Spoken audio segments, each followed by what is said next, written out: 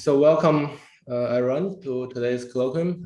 It's my great pleasure to introduce our speaker today, Dr. Jacquelyn Noronha-Hostler from University of Illinois Urbana-Champaign. Jackie is a theoretical nuclear physicist with interest in exploring novel phases of nuclear matter under extreme conditions. And one of her research focus is on extracting fundamental properties of quark-gluon plasma. So that's a phase of strong interacting matter that has existed a few microseconds after the Big Bang. Using theoretical tools she developed. And the quark-gluon plasma has been recreated in the high energy particle accelerator laboratories.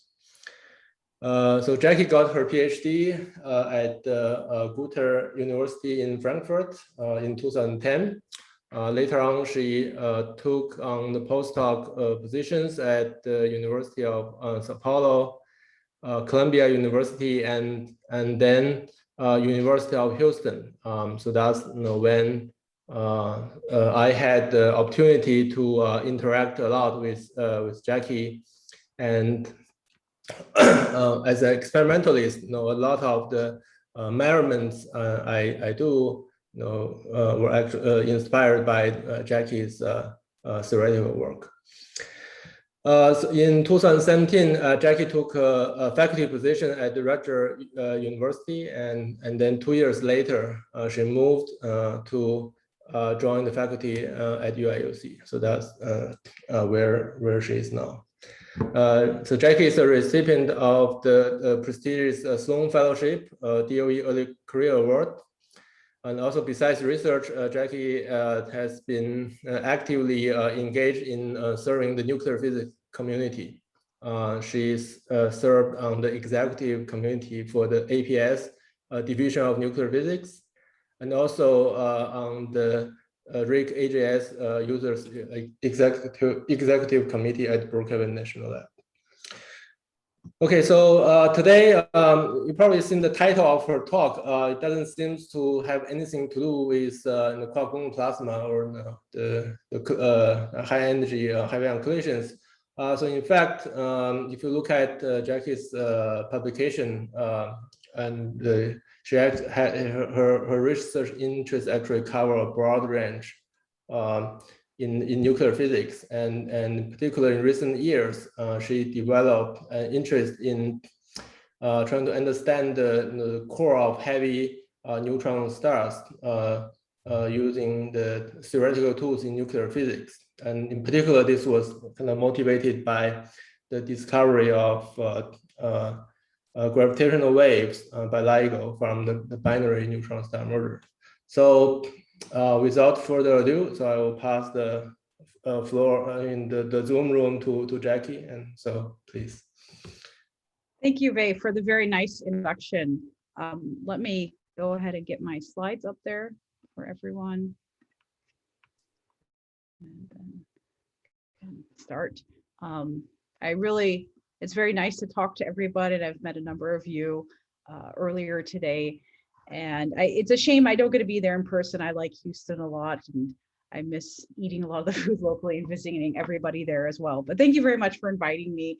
And I'm excited to talk to you today about what we can learn from heavy neutron stars. That's going to be the main focus of this talk. But like I said, I've worked in a number of different areas, and towards the end, you'll see how I weave in some of the stuff with heavy ion collisions as well, and how that could actually relate to neutron stars too.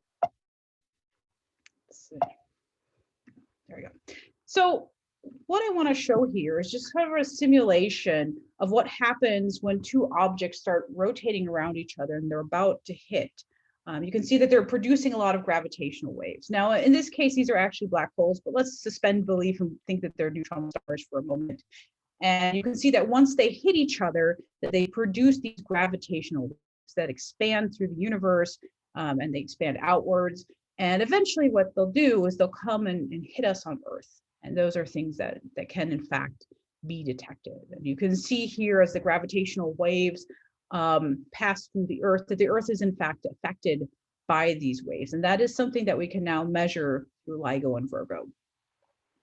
And so there you see these ripplings that happen the moment, and then eventually they're going to hit LIGO and Virgo, as you can see here. And so what I really like about neutron star mergers specifically is that it provides a unique opportunity to study all fundamental forces combined together.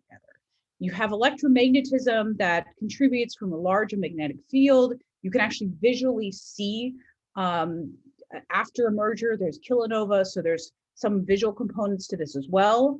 There's obviously gravity, which you get in the form of gravitational waves that are emitted as these two extremely massive objects hit each other, and they produce this ripple effect through the universe until it hits the Earth. What I'm mostly interested in is the strong force. That's how nuclei are bound together, how nucleons interact. And in fact, once you crack open the nucleons, what's inside of those? Quarks and gluons. And so this is the part that mainly drives my interest, but I still find the interaction with this and other fundamental forces really intriguing. And then of course, there's the weak force, and that plays a large role there as well. You have to deal with neutrinos, specifically inverse beta decay is what gives you all these neutrons inside a neutron star. You also have strange decays. So you could have the hyperon that decays into nucleons through the weak force, and then it would produce some sort of neutrino as well. So you have all four fundamental forces that are conspiring together to provide really cool physics within a neutron star merger. So now to understand what we can get from a neutron star merger is a bit different question. Is like I said, is you saw initially these two objects that are rotating around each other. And what happens when they do that, as they get close enough, is they're affected. There's some sort of gravitational pull between the two objects, and they start becoming tightly deformed. And so this shows up in the gravitational waves. You can see here, this is what's actually measured on Earth, is just this one-dimensional data, and one has to use some sort of modeling in order to extract information from this. So during these early phases before two neutron stars touch, you can think of them like isolated neutron stars, the fact that they're very cold. Now, of course, my definition of cold is very different than most people's. I would say something as cold as around 10 to the 6 Kelvin. But because it's so much colder than all the other scales within a neutron star, I actually say that's essentially zero temperature. And so if I convert that into MeV, which is generally my preferred units, that's around 10 to the minus 5 MeV. That's extremely cold to me. As they get closer and closer to each other, they do start to heat up, and eventually they touch. And that's when you get to the merger phase here. And that's where you get all this noise and the gravitational wave and these kind of interesting structures, the point that they touch each other. And then they heat up during that time. And you can actually get to something that's quite hot, around 10 to the 12 Kelvin. The absolute maximum temperatures that I've seen estimates of around 100 MeV, but there's a large variation in terms of what we think that maximum temperature could be. It could be around 50 MeV, but it's still quite hot. And to me, that there's a lot of interesting new physics that is unlocked at these high temperatures.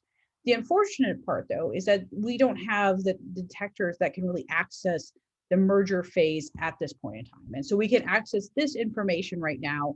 And what we can also see sometimes is what happens afterwards, although even those details are a little bit fuzzy at the moment. So in order to describe this merger phase, we'd have to use some sort of relativistic hydrodynamic simulations coupled to general relativity. These are quite complicated simulations that require a lot of computational power. And then they can help you understand what happens and in terms of what the final state is after the merger. And so this is another source of interest, is what's left over. What's the remnant? Is a neutron star that's very, very large, is a black hole. There's a lot of mysteries there that I think we'll be answering in the years to come. So the question that kind of drives me here is what happens as we go towards the interior of the star? And what I really want to know is, like, what happens if we were to crack open a neutron star and see what's at the very core of the neutron star? And so that's really a question that drives a lot of my research here. And this connects very much to what I've been doing in terms of QCD. And then I passed. So to understand that a little better, we can think of a neutron star like we can take a slice of it, as you can see here, this kind of pizza slice, and look at how the degrees of freedom change with the density. So if you're at the very surface of the star, this would be out here. And as you kind of work your way in, this is called the crust, is we have different understandings of what the degrees of freedom are. So at the very low density at the surface, or crust would be a better way to put it, is we think of the degrees of freedom as nuclei, right? And so essentially you build up heavier and heavier nuclei that have more and more neutrons as you go deeper into the star. And at some point you reach what's called the neutron drip line. And that means that you've packed in so many neutrons into your nuclei that it can no longer contain those neutrons, and they start dripping out of your nucleus. And so you have to then consider the interactions between a free neutron and a nucleus. And this is past the neutron drip line. Now, eventually you keep squeezing matters as you go deeper and deeper inside the neutron star. And what happens is you get then these kind of long chains of what we call as nuclear pasta. And so these neutrons and fewer protons build these sort of pasta layers as you get into the deeper densities of the star. Now, eventually, if you keep going deeper and deeper in the star, you're squeezing matter much more, and you get to the point where you get something like liquid nuclear matter. And there you really care about the different types of interactions that you can get between nucleons. So a 2-body interaction, a 3-body interaction, and you study these kind of multi-body nucleonic interactions as you get to liquid nuclear matter. But of course, you can even go beyond that. And the deeper that you go, the more questions remain. And it's harder and harder to access that physics. In laboratories on Earth, it's extremely hard to get to those type of densities that you'd reach in the core of a star. So there's just, you can see here towards the left, there's many, many more question marks than answers.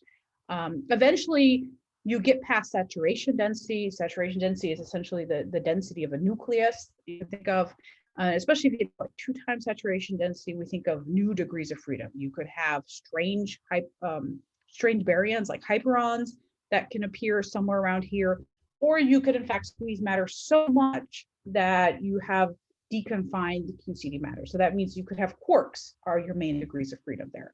But you can see here that there's a lot more questions than answers as we get to the very core of the star. So what I find interesting about this, though, is we can access that information. And so to study really the strong force, we need information about the interactions of quarks and gluons at very, very large densities.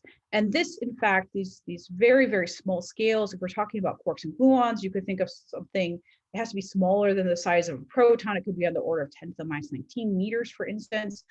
These very, very small scale structures can have an influence on the mass of a neutron star that's 10 to the 22 meters away. So something extremely far away. And it can actually help to answer the question of this recent measurement of GW 190814, if that is very, very massive neutron star or if it's a black hole. Now, to understand that a little bit more, we need to talk about the standard model. The part that I'm really interested in is these different quarks here. Within a neutron star, we typically are only really talking about up, down, and strange quarks. We don't really get to densities large enough to start thinking about charm, top, or bottom. Although I know that there has been some sort of studies if you included charm quarks into the core of a neutron star. Now, to understand a little bit more about QCD and the strong force, is there's essentially 2 main properties of it. You either have bound states, so that means your quarks and gluons are stuck within some sort of hadron here. So you could have like 3 produce a proton, 3 antiquarks, antiproton, or kaon. In regular everyday life, we're always stuck within hadrons. Only when you go to extreme temperatures or density can you have free quarks and gluons. The other thing that goes into confinement. So confinement is that you don't have free quarks roaming around. And if you were to like try and take a hadron and pull it apart by hand, instead of actually getting 2 free quarks, you get a quark-antiquark pair that appear out of the vacuum. And you can kind of see this with this row meson here. And the thing that really binds this together, the gluons, which are mediating the interaction between these quarks. And so one time my daughter asked me, what's the stickiest glue in the universe? And I told her that it has to be a gluon. And so then the kind of question to ask is, why can't we just calculate QCD in these regimes and figure out what the answer is to the problem? Well, I could write down the QCD Lagrangian for you. You have gluon interactions and you have quark interactions. And of course, you have interactions between quarks and gluons.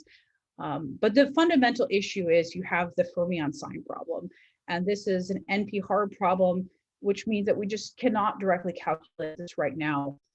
We just don't have those tools to do it. We can kind of make a little headway. You know, physicists like to do Taylor series, which is our first approach to any problem.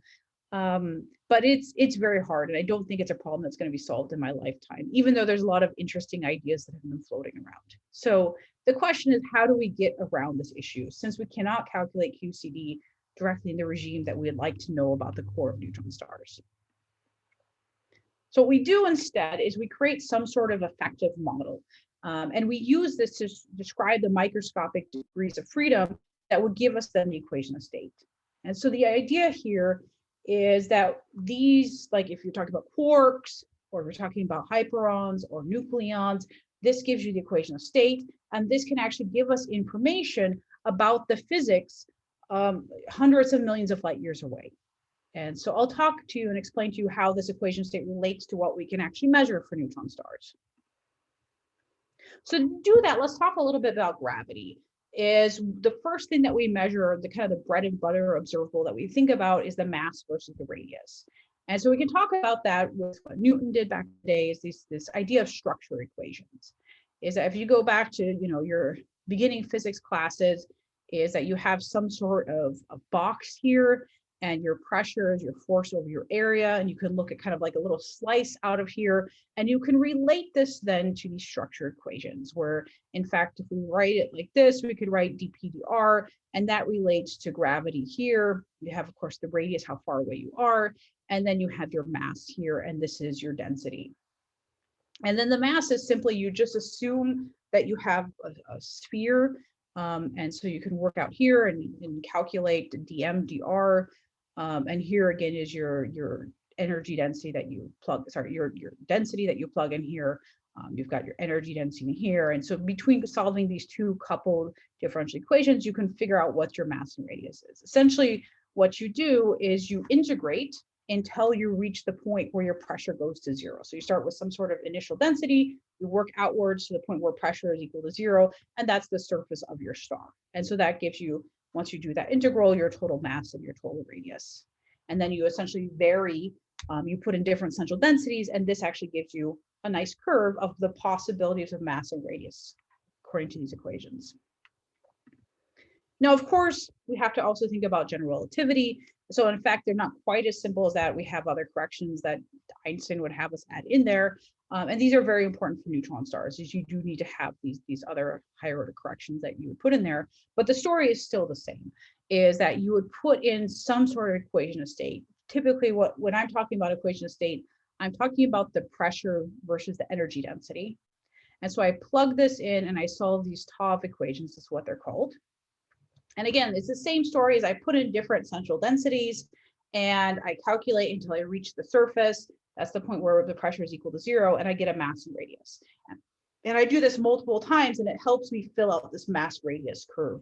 That's a real prediction based on an equation of state, and that's something that one can measure. Now, before I go forward, I just kind of want to remind you how to convert between units, because sometimes I'm talking to astrophysicists, sometimes I'm talking to high energy or nuclear physicists or condensed matter. Everybody kind of uses different units, and so it's good to be on the same page. I tend to normally think in natural units, which is what C is equal to H bar is equal to 1. But when I show plots for astrophysicists, then we use astrophysical units. And so we talk about grams per centimeter cubed. And this is how it would relate to femtometers, for instance. It would be 0.16. Energy density is generally written as rho, whereas for us, we'd write it as epsilon, and we'd write in terms of MeV over femtometer cubed. And the pressure would be in dynes per centimeter cubed, whereas here, again, we'd write pressure per MeV over femtometer cubed. So just to kind of know that when we do these different conversions, that can change the order of magnitudes quite a bit.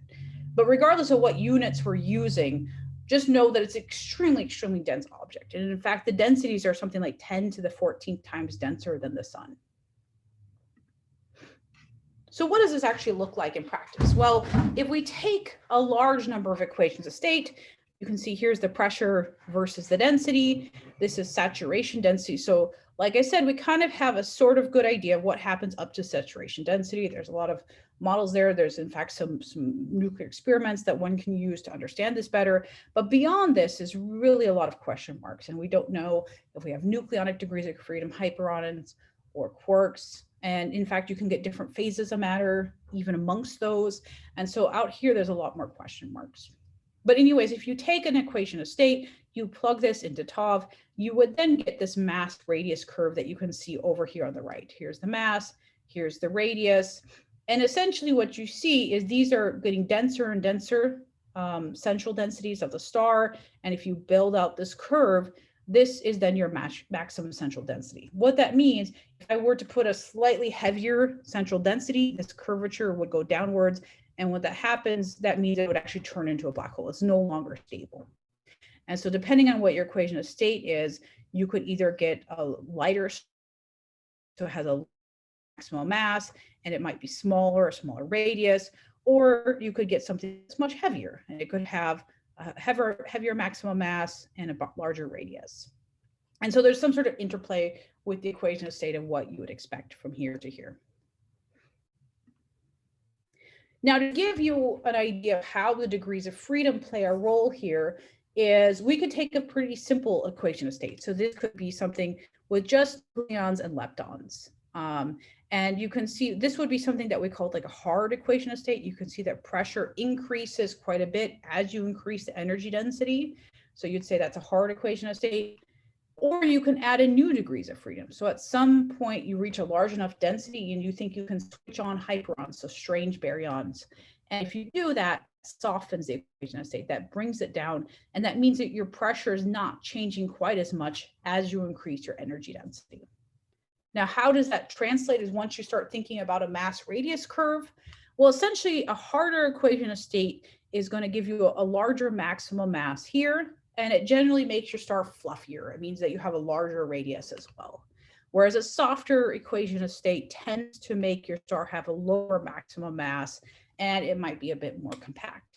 Now, it's a bit more complicated than that, and I'll talk about that later on, but this is just a nice example of how your equation of state affects then your mass radius relationship of a neutron star. So there's many, many questions of what actually is in the core of a neutron star. Just to kind of give you some ideas, we want to know if there's quarks, if there's nucleons, there's hyperons, there could be these pasta phases. The other thing that we're really interested in, this might be of interest for condensed matter people, is we're looking for different types of phase transitions. In fact, if you have a first order phase transition as you go into quarks, there's some very specific signals that one could look for. One of the kind of smoking gun signals there is something called mass twins. And those would be two neutron stars with the exact same mass, but very different radii. I won't really be talking about that, but it's kind of a cool signature of the first order phase transition there. There's other sort of things in terms of how the interactions happen between particles. If they're repulsive or attractive, that also is going to affect your equation of state.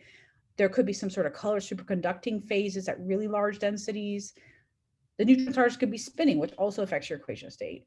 And quarkionic matter is something I'll talk about in a little bit, but just know it's just another phase of matter that has to deal with quarks. And so there's a lot of cool possibilities of what could be occurring inside a neutron star. Now, what I want to use then is I want to use this recent measurement from LIGO and Virgo, GW 190814.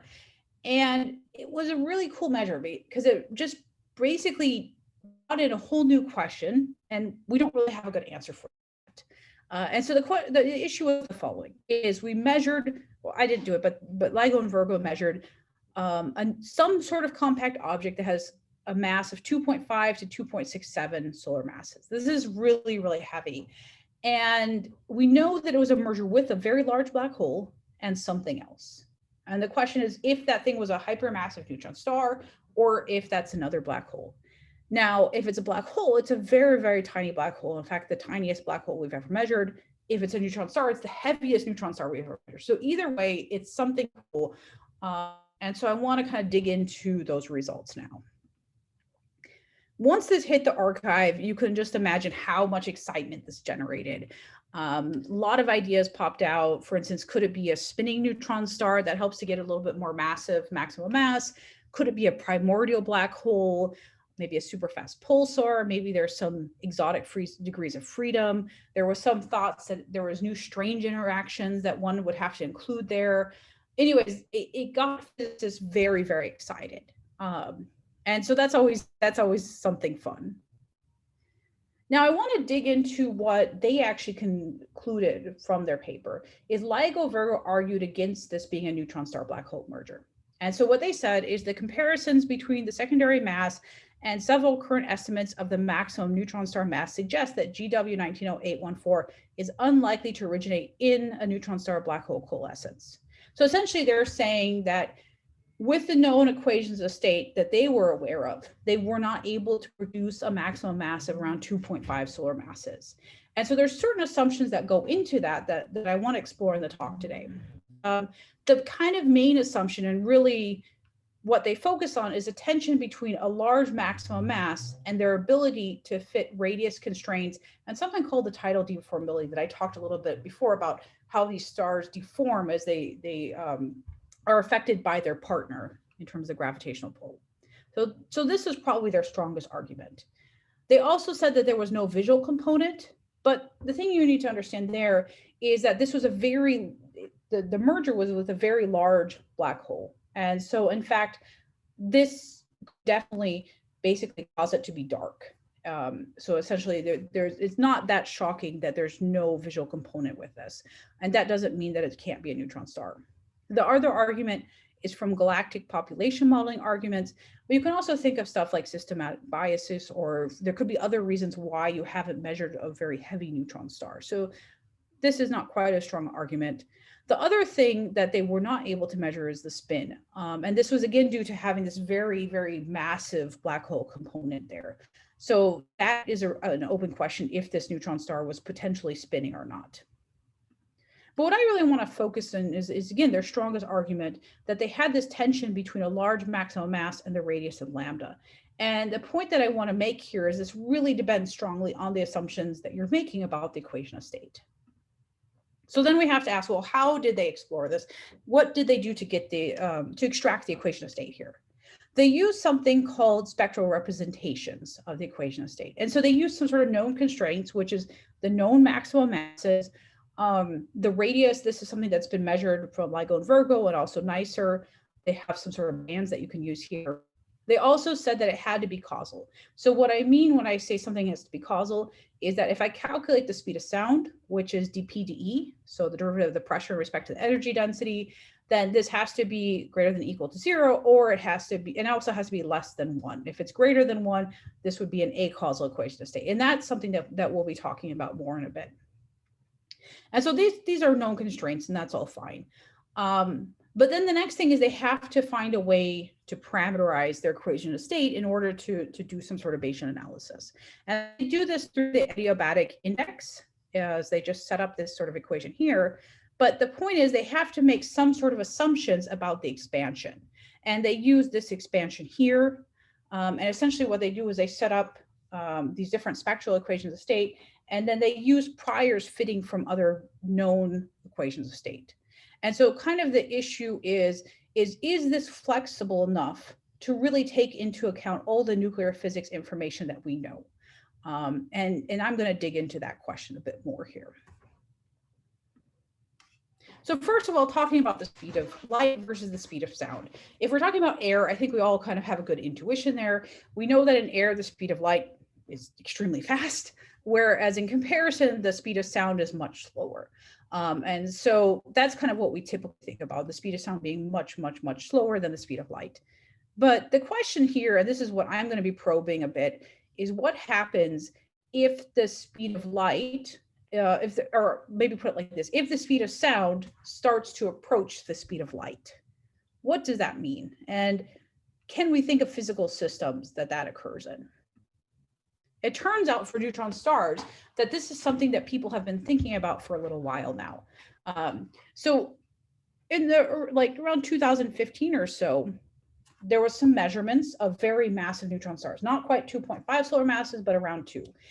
And when this came out, the theorists understood that there could be a bump in the speed of sound. And in fact, this thing appeared to go over the conformal limit, and in fact, almost approached the speed of light. And so this is something that when they were just kind of doing phenomenological models, they found that this was helping them to fit the data. And so the question is, why is that? And what is actually causing this bump in the speed of sound to actually get the neutron star to fit the data? Is this a real thing? Can we actually reproduce this from nuclear physics? And it turns out that seems to be the case, is that we can do this. So one option is something called quarkionic matter. And the interesting thing about quarkionic matter is you get this bump in the speed of sound. It gets very close to the causal limit. And essentially what quarkionic matter is a state of matter of deconfined quarks and gluons. And when you get this kind of interesting phase of matter, you absolutely get some sort of bump in the speed of sound.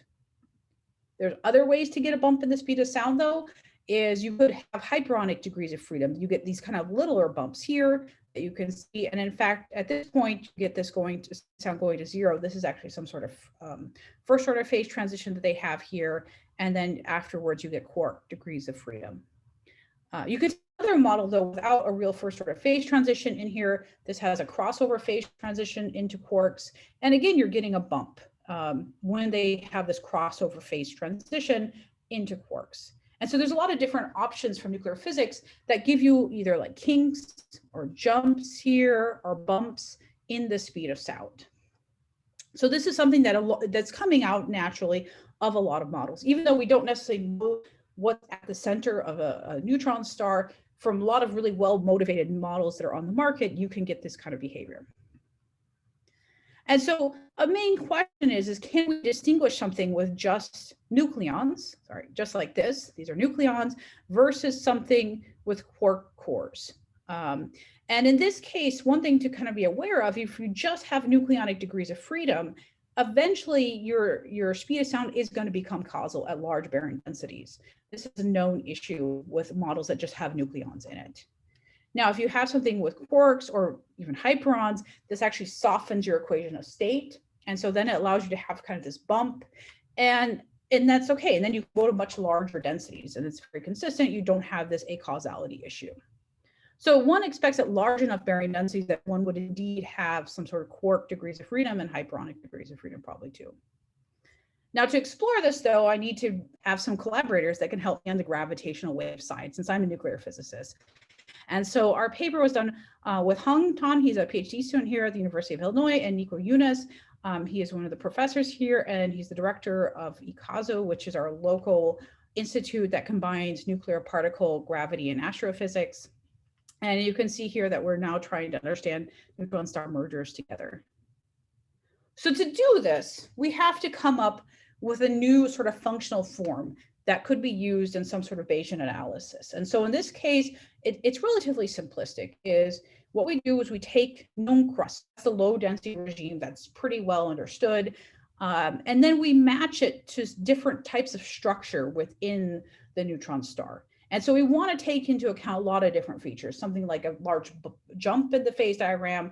We'd want to have some sort of bump or maybe spike or plateau, maybe even a first order phase transition. And the one sort of limitation that we have for this is at very, very high densities, it should return to perturbative QCD methods. And so that means that the speed of sound should go to 1/3. We also make sure that it fits within known mass radius constraints and that it remains causal throughout the whole time. But in this method, we can build in a lot of these bumps, kinks, and jumps to see if the method that was used from LIGO Virgo was actually valid and really took in the whole face of potential equations of state of neutron stars. Now, why do we care about the speed of sound so much? Well, one thing for me, when I'm looking for phase transitions, I think about susceptibilities. That's the first thing that comes to mind. And in fact, the speed of sound at zero temperature can be directly related to the susceptibility. And so this is a nice way to make a connection to look for something like phase transitions, is that you have this really clean connection to the susceptibility. And so what we'd expect in the speed of sound is if we have a first order phase transition that you'd get your CS square going to zero. In fact, you could have a long plateau where you spend at zero. If you have second order phase transition, you could have your susceptibility diverge and your CS squared could just spike quickly to zero. to just kind of give you an example of this, this is something at finite temperatures, but essentially what we did is we took a 3D Ising model, and it's just using it for illustration to see what would happen at a critical point. And you can see that you kind of get this weird, interesting structure of the speed of sound where you get a bump and then a dip, and then you come up again. And so this is another reason why I like to look specifically at the speed of sound, because I think you can learn a lot about phase transitions there. And this was done with one of my PhD students and a postdoc at Wuppertal Budapest. So anyways, what happens though when we actually create these models, and are we able to get to something that has such a large maximum mass? And the answer is yes, is that I can take, and this is a crust here, this is called slide, that's known at large densities. As you can see here, if I were to continue with this, just the nucleonic degrees of freedom, it does become a causal here. This is the causal limit. And so then we start building in structure that is similar to what we found in nuclear equations of state. And so we build in this bump here. And essentially, if we just increase the width of the bump, we find that we can, by hand, increase the maximum mass of a neutron star. So to get up to 2.5 solar masses, it's really not that hard as long as we have a large enough bump here. And these are constraints from LIGO and Virgo, and also from NICER that we can see here. And this has to fit within this kind of overlapping band for the radius. One can play around with this a bit more. We can shift the location of the bump, and we can see that we can, if it's at lower densities, it helps us to get to larger maximum mass. If it's at higher densities, it's a bit softer equation of state, and it doesn't get quite to the maximum mass. So there's a lot of interplay that we can do with the location of this bump, the width of it, some of the slopes that we can do. And we played around with a lot of different equations of state here. In fact, a good example of this is if you play both with the location, the width, you can get a bunch of different equations of state that get up to about 2.5 solar mass. But the key kind of constraint is that you get very different radii for each. So this is a real prediction that if they were ever able to measure the radius of this as well, we'd start being able to constrain the equation of state much more quickly. So Jackie, there's a question, if you don't mind to. Yeah. So Andre, do you want to ask? Unmute. Yeah, sure. Jacquelyn, I was just trying to understand. So in the previous slides, you explained that depending on the model you take, that changes the equation of state. Mm-hmm. Is that why you cannot just determine the width of the jump from first principles, so to speak? In other words, I mean, here you treat it as adjustable parameter, but what if you just says, okay, I assume there are gluons inside, I mean, quarks and gluons inside, there's a core, and then you have a well-defined prediction of the widths? Yeah, that's a good question. The issue is that when you get to large densities, we can't do anything from first principles. So QCD has the fermion sign problem, so we can't do these directly from QCD. There are effective models that allow us to do some sort of calculations there. For instance, you could take QCD and remove all the gluons from this and just use the quarks. And this is one approach to solving these the neutron star equation of state. The issue there is it depends really on what sort of interactions you're putting in your system. And depending on how the quarks interact or at which density they switch on, or if they're hyperons, it changes the picture for all of them. And so there's a lot of subtleties there that we just don't have a good answer for. And the issue too is we don't have anything on Earth like nuclear physics experiments that can get out to these densities to do a direct comparison or a toy model on. So it's really a big unknown. We have, kind of well motivations and stuff, and, people have sort of their own personal biases and what works and what doesn't, but you can really adjust certain parameters. Normally it's like different interaction terms in your equation of state, and that's going to change the width of the bump or the location slightly one way or the other. So we do have a lot of freedom there. Basically, the part that we know well is up to about here, where you can see I switch on the bump. And beyond that, the only thing that's constraining us is the mass radius relationships and the tidal deformability, like everything we're getting from neutron star mergers. I see, understood. Okay, thank you so much. You're welcome. Yeah, so now you can see the mess that I made here, mess of equations of state that we were able to build to actually produce such a large maximum mass. And so we paid special attention to make sure that it fit within the known radius constraints. You can see that, the The low density regime is still described by the same crust. And really, it's just all this interesting structure that allows us to get up to such a large maximum mass. This is kind of messy, but in fact, I could have made many, many more equations of state that can easily get up to 2.5 solar masses. So this kind of begs the question of, I'm able to build these things. Why were they not seeing this in the LIGO Virgo data? And what was kind of the issue there? Why did they exclude the possibility of this being a neutron star, even though we can build these equations of state quite easily? So when I compared this to, this is the band that they extracted for the pressure versus the energy density, and you can see all of a sudden that their band is very kind of boring in comparison to what I have. It just seems to kind of monotonically increase. And there's not really much structure there. Whereas I do match them at some point, but you see that I get this bump and I go back down. And now what's interesting about this part that I go back down is actually this is much more consistent with what they saw in this original GW 170817. This was the very first neutron star merger that was measured. And when they extracted the band, it looks a lot more like my equation state, except for there's this deviation here, this kind of bump that we see.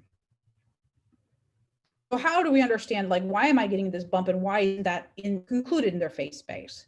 Well, the issue is when they do the spectral fit, is if you do a chi-squared fit, it actually looks like it works pretty well, because you do this across all densities, and that includes the very low density regime, the high density regime.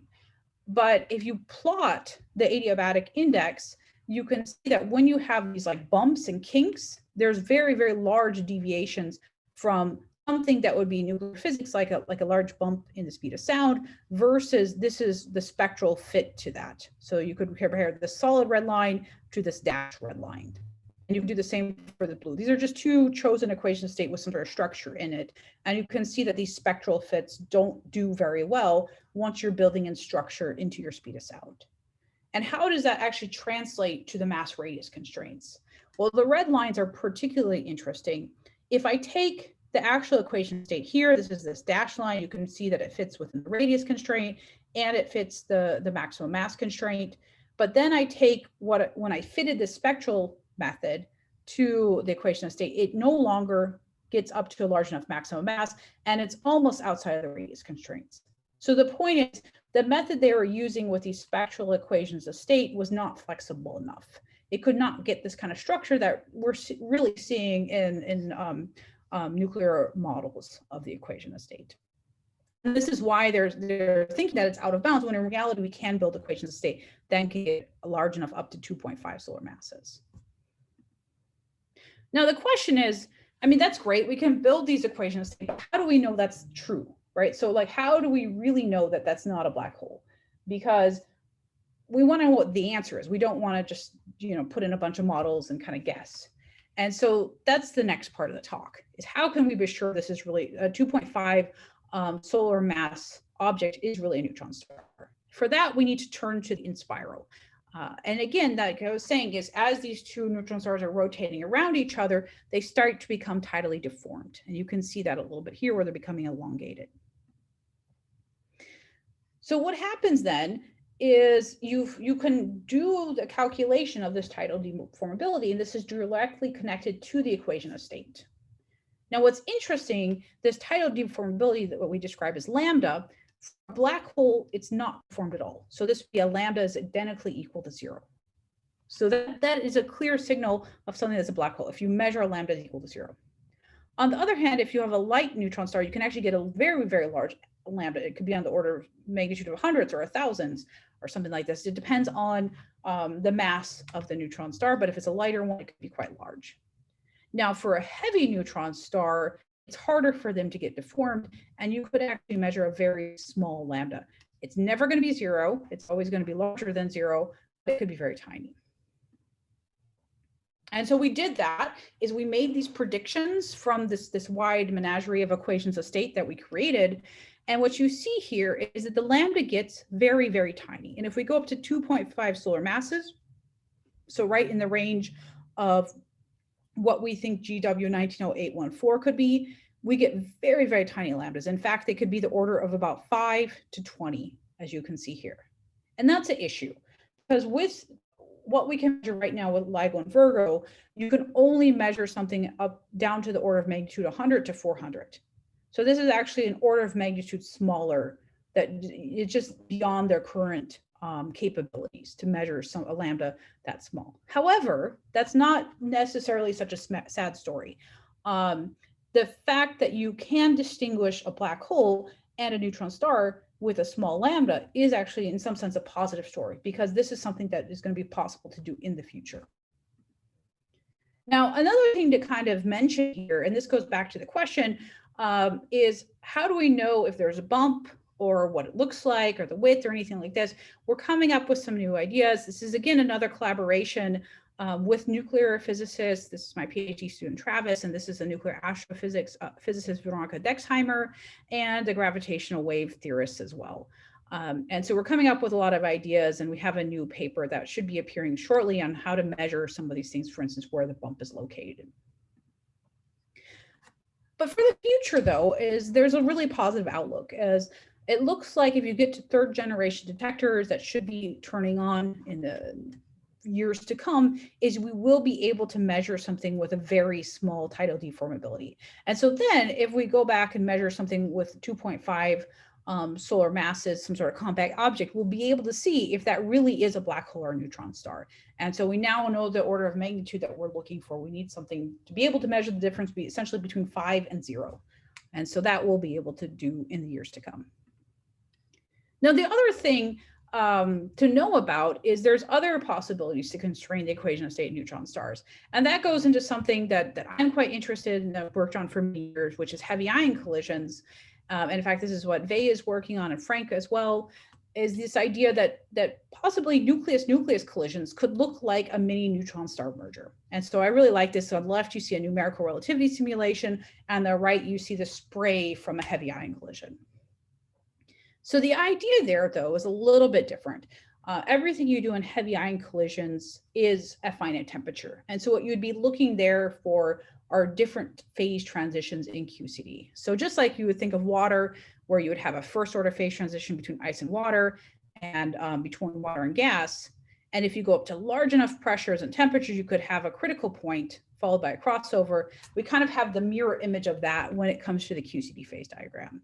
At very low densities, essentially, we know for sure we have a crossover. We've measured this, and this is something we know from first principle lattice QCD calculations.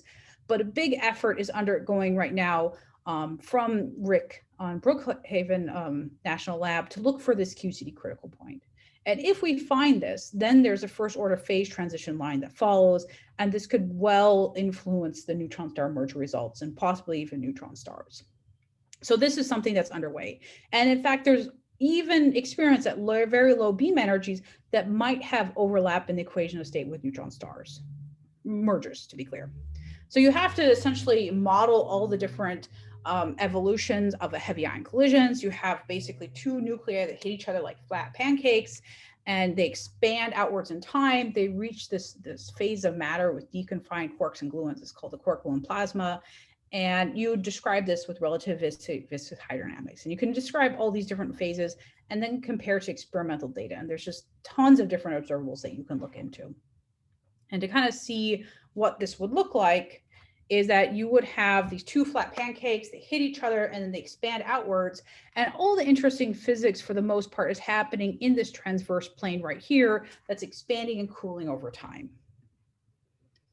And so to give you an idea of how that would pass through the phase diagram is you'd have a heavy ion collision here and a neutron star merger here. And these are kind of like the initial conditions. And over time, they'd expand and cool outwards and they'd go through the phase diagram. Now I kind of put them at extreme ends, but there's this experiment, Hotties, that has recently had a Nature Physics that argued that they are really right in the same temperature and chemical potential regime as neutron star mergers. Now this would be at the high temperature regime, like after the two stars have collided and they're very, very hot, but still this might help to constrain the equation of state. And so this sounds very, very cool. The thing is though, is all of this stuff is very dynamical. And so you need to have hydrodynamic simulations of heavy ion collisions. And this is kind of how it would fit into the phase diagram. And you'd also have very dynamical simulations of neutron star mergers as well. And so this is another example of this, looking in terms of how it would pass through the phase diagram, where you have deconfined quarks here on the right, you have some sort of crossover phase transition, and you would have hadrons here on the left. And if you plop this into where we kind of know the regimes the best, you see that heavy ions are kind of out here at the low density regime, and the neutron star mergers are here at the high density regime and low temperatures. But there's a lot of new progress getting made at these very, very low, their beam energies are basically very large densities. And so hopefully in the years to come, we'll be able to fill this in more and understand this evolution better. And if there's a first order phase transition or critical point. The kind of big caveat here though, and this is work from my PhD student and my former RU student, is that this could be very far from equilibrium. And so there's effects in terms of how you pass through the phase diagram if you have stuff like viscous corrections. And so this would be like an ideal hydro system, and this is with some sort of viscosity, and that's going to influence how you pass through the phase diagram. So the issue with heavy ion collisions is it could be very much an out of equilibrium probe of a critical point. And so there's a lot of kind of discussion on how do we handle that in a relativistic system going on right now. But anyways, I hope I've convinced you at least that mapping out the QCD phase diagram, there's a lot of activity going right now. We have, of course, LIGO going on. There's NICER that I'm sure will have more data. I think they're trying to study more massive neutron stars and nail down the radii from that. That would be extremely important. But we also have a lot of things happening at the higher energies that can influence our understanding of the QCD equation of state. And that can come from FAIR, that can come from the beam energy scan, that can come from NICA. And so there's a lot of really cool things going on at the moment. The other thing I would like to say is that here in Illinois, we've created this new institute. It's the Illinois Center for Advanced Studies of the Universe. And we're planning to have our second conference on heavy ion collisions to neutron stars at Illinois. We wrote a little summary of our first one, but if it's something you're interested in, keep your eyes peeled, and we should be having another workshop on that sometime in the near future. So that brings me then to the summary. I hope I've convinced you that it is actually possible to get a large maximum mass of a neutron star. The point here really is we need to incorporate some sort of dramatic change in degrees of freedom. So potentially putting quarks at the core of a neutron star or hyperons. We can't just do a simple sort of equation of state there, that would miss the behavior. We have to be a bit more cautious with the functional forms when we're doing some sort of Bayesian analysis, and we don't want to miss some really cool nuclear physics that could be potentially there. And the real key to understanding this in the future is looking into these tidal deformabilities. And I think that will really settle the debate about these heavy compact objects, if they're a neutron star or a black hole. And the other thing to look forward to in the future is upgrades to our understanding of the QCD equation state from heavy ion collisions as well. So thank you very much for your attention. Thank you. Thank you very much for the very nice talk, very clear talk. So we